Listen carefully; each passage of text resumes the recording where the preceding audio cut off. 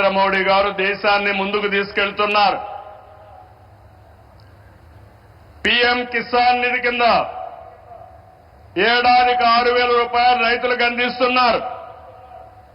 Covid సమయంలో ప్రారంభమైన 5 కేజీల బియ్యం ఉచితంగా ఈ రోజు కూడా కొనసాగిస్తున్నారు.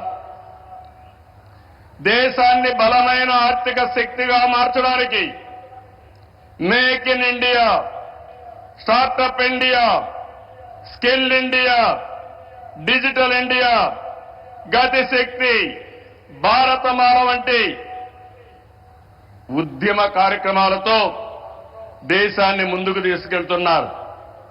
కరోనా సమయంలో సహాయం చేయడమే కాకుండా ఇప్పటికే మీరు చూస్తే కోట్లాది మంది ఇళ్లు లేని పేదలకు ఇళ్లు కట్టించారు.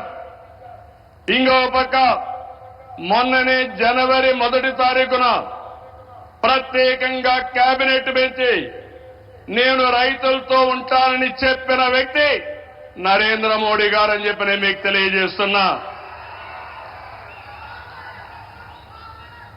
దీంట్లో 4 కోట్ల మంది రైతులకు లబ్ధి చేకూర్చే విధంగా పీఎం ఫసల్ బీమా కొనసాగిస్తూ నిర్ణయం తీసుకున్నారు. 3,850 కోట్లతో ఎరువుల సబ్సిడీని కొనసాగిస్తూ ఆ రోజు కేబినెట్ మీటింగ్ లో నిర్ణయం చేశారు. ఇదే కాకుండా ఈరోజు మనం చూస్తే పేదల కోసం సీఎం సూర్యఘర్, కుసుమ్ వంటి కార్యక్రమాలు తీసుకుని ఎక్కడికక్కడ మన ఇంటిపైనే కరెంటు ఉత్పత్తి చేయడం, మన పొలంలోనే కరెంటు ఉత్పత్తి చేసుకుని భవిష్యత్తులో కరెంటు ఛార్జీల భారం లేకుండా పేదలకు అండగా నిలిచారు. ఇవన్నీ కూడా 7 నెలల్లో చేయగలిగారు.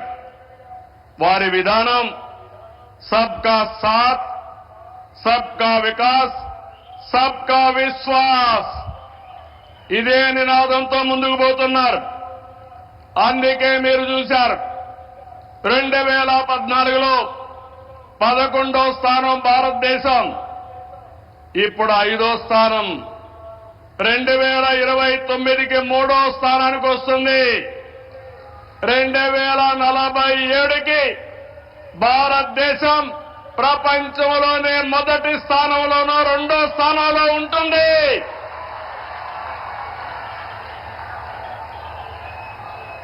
ఇది ఏడేవాళ్ళకు సాధ్యం కాదు, ఒక్క నరేంద్ర మోడీ గారికే సాధ్యం.